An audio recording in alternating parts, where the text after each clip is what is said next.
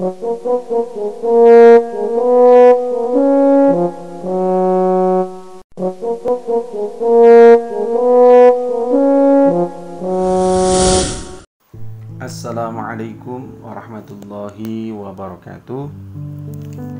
Bismillahirrahmanirrahim. Alhamdulillahirabbil alamin. Anak-anakku siswa kelas 12 SMK Negeri 1 Jember. Alhamdulillah hari ini kita bisa berjumpa kembali dalam keadaan sehat walafiat insyaallah. Haris berharap kalian yang di rumah juga dalam keadaan sehat walafiat.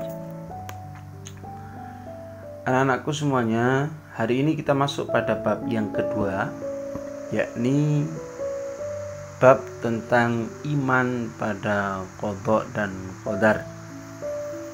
Sebelum kita melanjutkan pelajaran, alangkah baiknya kita berdoa terlebih dahulu dengan harapan pembelajaran kita hari ini berjalan dengan lancar dan ilmu yang akan kita pelajari menjadi ilmu yang bermanfaat dan barakah untuk kehidupan kita baik di dunia maupun kelak di akhirat. Berdoa mulai.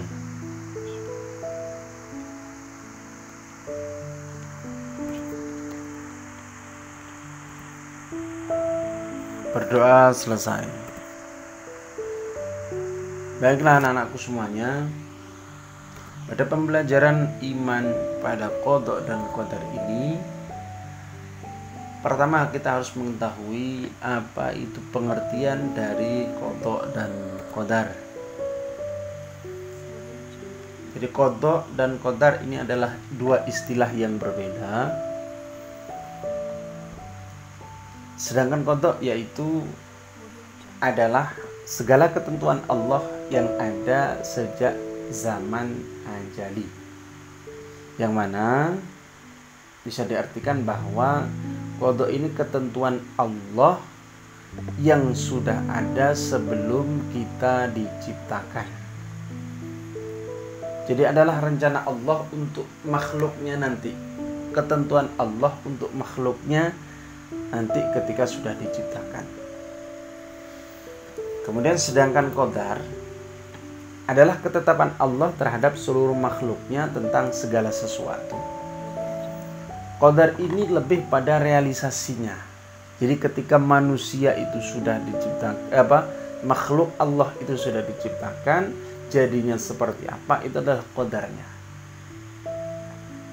Ya. Satu contoh, Allah menghendaki, ya, Allah di qadanya Allah menghendaki satu makhluk atau satu manusia menjadi orang alim. Kemudian ketika dia sudah diciptakan, ya, manusia itu benar menjadi orang alim dengan ikhtiarnya, maka disitulah qadarnya seperti itu. Kemudian iman pada qada dan qadar, apa artinya iman pada qada dan qadar? Yaitu percaya dan yakin dengan sepenuh hati bahwa Allah Subhanahu wa ta'ala telah menentukan segala sesuatu bagi makhluknya. Jadi setiap muslim wajib, kita sebagai orang muslim wajib mengimani qada dan qadar, yang baik ataupun yang buruk, ya.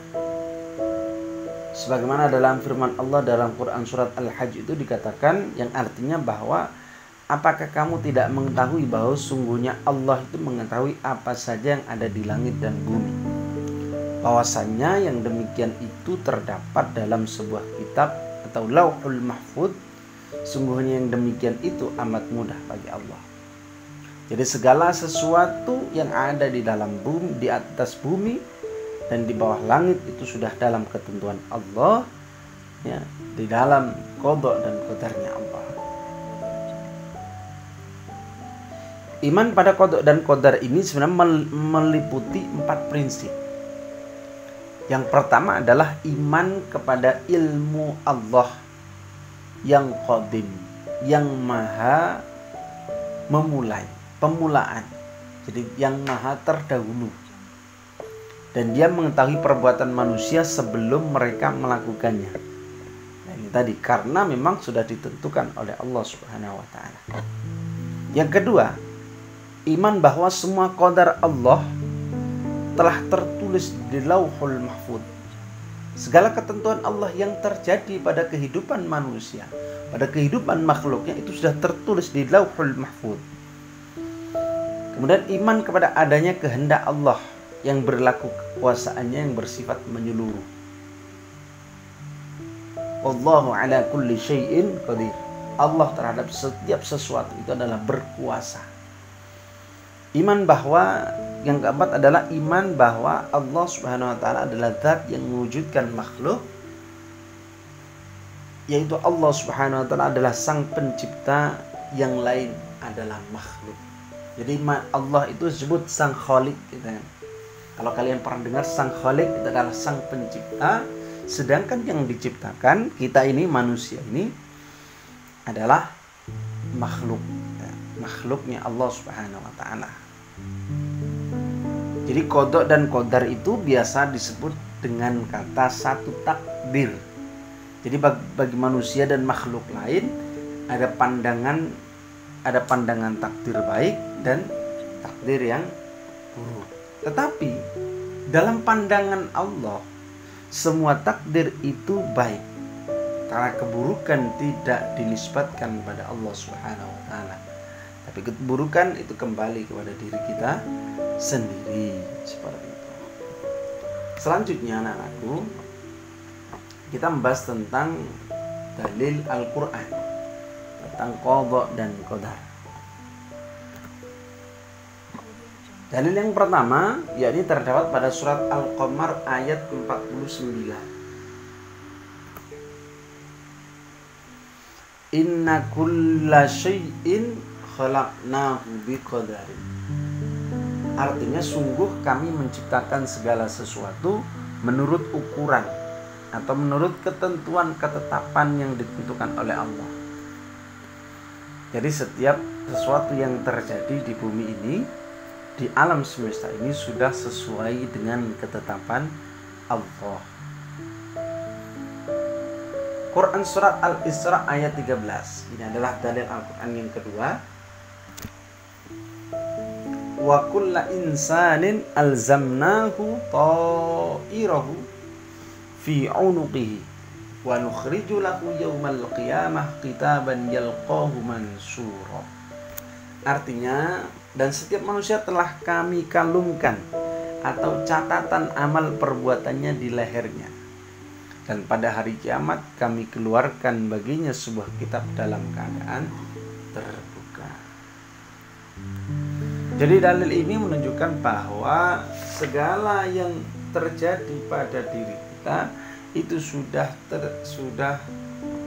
menjadi qada atau menjadi ketentuannya Allah Subhanahu wa taala. Manusia berikhtiar untuk menjadi yang lebih baik. Kemudian yang ketiga adalah dalil hadis tentang qada dan qadar. Ini adalah penggalan hadis yang Pak Haris ambil dari ini ada di dalam kitab Arba'in Nawawi. Ini penggalan hadisnya, tidak keseluruhan karena hadisnya ini lumayan panjang.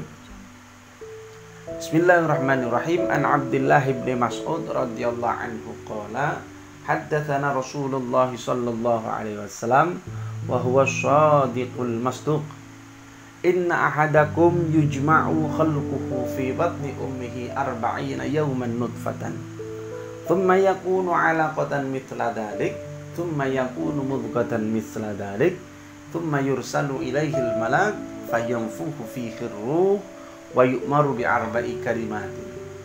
Bi kadri rizqihi wa ajalihi wa amalihi wa saqiyyun aw sa'id. Artinya, dari Abu Abdurrahman Abdullah bin Mas'ud radhiyallahu anhu, beliau berkata, Rasulullah sallallahu alaihi wasallam menuturkan kepada kami, dan beliau adalah as-shadiqul masduq, orang yang benar lagi dibenarkan perkataannya. Beliau bersabda, sungguhnya seorang dari kalian dikumpulkan penciptaannya dalam perut ibunya selama 40 hari pertama, selama 40 hari dalam bentuk nutfah. Apa itu nutfah? Yaitu sperma, bersatunya sperma dengan ovum. Kemudian 40 hari kedua menjadi alaqah, yaitu segumpal darah. Kemudian 40 hari ketiga menjadi sebuah mudghah. Apa itu mudghah? Yaitu segumpal daging. Setelah 40 hari ketiga itu, Allah merintahkan seorang malaikat diutus kepadanya untuk meniupkan roh di dalamnya. Jadi makanya kadang orang hamil itu diperingati 4 bulannya, karena memang pada usia 4 bulan itu dimasukkan roh ke dalam janin tersebut. Ya, sudah mulai ada rohnya. Setelah ditiupkan roh, kemudian dituliskan 4 perkara terhadap manusia itu, janin itu. Yang pertama adalah menuliskan rezekinya, kemudian ajalnya, kemudian amalnya dan celaka atau bahagianya. Jadi dari hadis ini, dari dalil hadis tentang qada dan qadar ini yang barusan kita baca, menunjukkan bahwa kehidupan manusia itu sudah ditentukan ketika kita masih dalam kandungan seorang ibu. Ya. Yang pertama adalah sudah dituliskan kepada kita rezeki kita, kodok kita. Ya ini, Pak jelaskan bahwa perbedaan kodok dan qadar. Ya tadi di pengertian pertama itu bahwa kodok itu segala ketentuan Allah yang ditentukan sejak zaman azali. Ya, ini satu contoh kodoknya, kita sudah ditentukan rezeki manusia ini sudah ditentukan. Satu contoh rezeki si fulan A. Ya, rezekinya si A ini sudah ditentukan oleh Allah bahwa dalam kehidupan, seluruh kehidupan nanti baru dia lahir sampai dia meninggal sudah ditanggung rezekinya Allah. Kadar rezekinya berapa, maka itu kembali nanti kepada usaha manusia itu sendiri. Jadi realisasinya, takdirnya ini, qadarnya ini realisasinya setelah manusia berusaha. Kemudian ajalnya, matinya manusia. Ajal itu nanti matinya manusia, wafatnya, meninggal dunia sudah ditentukan, ya. Faida jaa ajaluhum la yastakhiruna sa'atan wa la yastaqdimun. Kullu nafsin dha'iqatul maut. Setiap manusia yang bernyawa, setiap makhluk yang bernyawa itu pasti akan merasakan yang namanya mati. Faida jaa ajaluhum, apabila ajalnya itu sudah tiba, la yastakhiruna sa'atan wa la yastaqdimun. Maka tidak bisa seorang manusia itu memundurkan atau memajukan jadwal ajalnya itu. Ya, ajalnya kapan dimajukan, misal sudah ditentukan. Manusia sudah ditentukan bahwa kematiannya pada hari Senin, ya tanggal 4 bulan Agustus misalnya. Kemudian di pagi hari jam 6 lewat 40 menit, lah kita minta untuk dimundurkan jam 8, oh tidak bisa. Ya, karena sudah ditentukan oleh Allah pada saat itu juga kita akan meninggal, ya. Kemudian amal baiknya, amalannya manusia ini akan beramal baik atau buruk, dan itu sudah ditentukan oleh Allah. Dan qadarnya, kita sebagai manusia ikhtiarnya adalah selalu berusaha menjadi yang lebih baik. Kemudian celaka atau bahagianya seperti itu. Jadi itu anak-anakku semuanya, bahwa pembelajaran qada dan qadar hari ini kita belajar bahwa meyakini bahwa setiap sesuatu yang terjadi dalam hidup kita itu sudah ditentukan oleh Allah.